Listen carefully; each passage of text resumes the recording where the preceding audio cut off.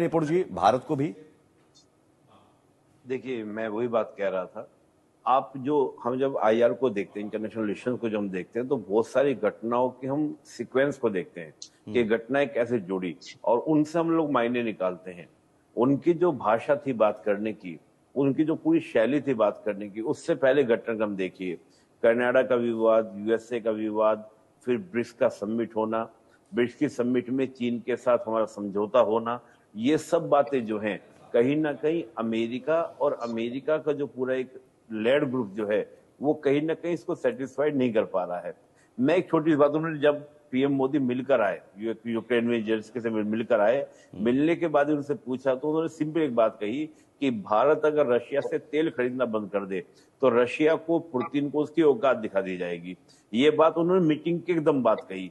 और मैं ये कह रहा हूं कि आप पीस की बात कर रहे हो, पीस की बात करते समय आप 10 दिन पहले विक्ट्री प्लान ले लेके घूम रहे हैं। आप अमेरिका जा रहे हैं, नाटो के सामने जा रहे हैं, ईयू के सामने जा रहे हैं, अपनी पार्लियामेंट में दिखा रहे हैं। ये क्या शो कर रहा है कि आप खुद पीस के लिए क्या है। और अभी जो ये बातें हो रही हैं, देखिए जैसे डोनाल्ड ट्रंप ने क्या कहा।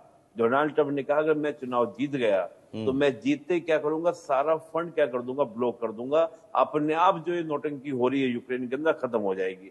आप एक बात समझिए, अभी यूक्रेन के अंदर जो वॉर हो रहा है, इससे बेनिफिट किसको हो रहा है? जितनी अमेरिकन कंपनीज हैं, अमेरिका ऐसे फंड नहीं कर रहा है यूक्रेन को। सारी जो अमेरिका आपका यूक्रेन के जो भी रिसोर्सेज हैं, उन सबको अमेरिका की कंपनियों के द्वारा ले लिया गया है। उसके बदले उसको फंड मिल रहा है यूक्रेन को।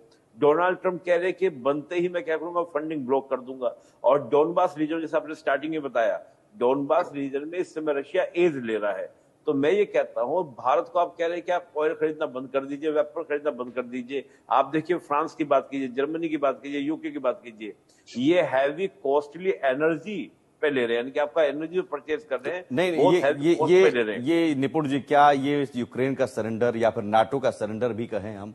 क्योंकि अब वो चाह रहे हैं कि भाई अब हो गया, अब इसमें किसी भी तरीके से हम इस युद्ध को रुकवा जाए, अब हो गया, इसको ज्यादा लंबा खींच नहीं सकते हैं।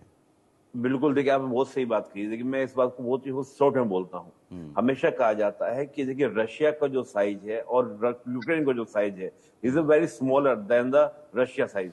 रशिया के अकॉर्डिंग बिल्कुल भी छोटा है, बहुत छोटा है। तो इस प्रकार छोटा जो कंट्री होता है, जो बफर स्टेट होता है, वो अपनी सॉवरेनिटी को, सिक्योरिटी को प्रिजर्व नहीं कर सकता, और वो इस प्रकार से अपनी मिलिट्री को इतना इक्विपमेंट भी नहीं दे सकता। ये सारे देश आप देखिए, अमेरिका हो, ब्रिटेन हो, फ्रांस हो, चाइना हो, इन सब ने 2008 में यूक्रेन के अलावा कजाकिस्तान को, इन सारे कंट्रीज को इनके न्यूक्लियर वेपन से हटवाए थे। और क्या इनको कमिटमेंट कहा था? इनको कमिटमेंट करके कहा था कि हम आपकी सिक्योरिटी का आपको आश्वासन देते हैं। बट इंटरनेशनल रिलेशन में गारंटी कभी नहीं होती है। गारंटी को हम इम्पिटी मान के चलते हैं। हर देश अपने नेशनल इंटरेस्ट को, यानी कि जो उनका अल्टरनेशनल इंटरेस्ट हो जाता है, उसके अकॉर्डिंग काम करते हैं। अब यूक्रेन की वॉर में उलझकर अमेरिका को मिल क्या रहा है? जितनी कंपनियों का कंट्रोल करना था वो कर चुका है। आगे इसको जितना ज्यादा बढ़ेगा उतना ज्यादा नुकसान होगा। तो मैं मानता हूं कहीं ना कहीं नाटो में, तो देखिए नाटो में शामिल नहीं होंगे।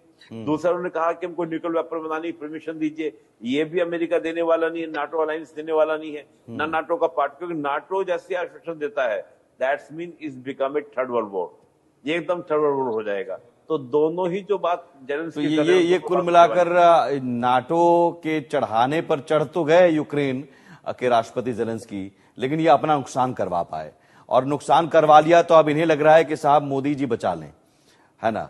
तो मोदी जी बचाएंगे कैसे? मैं शरदेंदु जी, सवाल यही है कि भारत को रिएक्ट कैसे करना चाहिए इस बयान पर? देखिए, हिंदुस्तान अपना तटस्थ रहता है इस तरीके के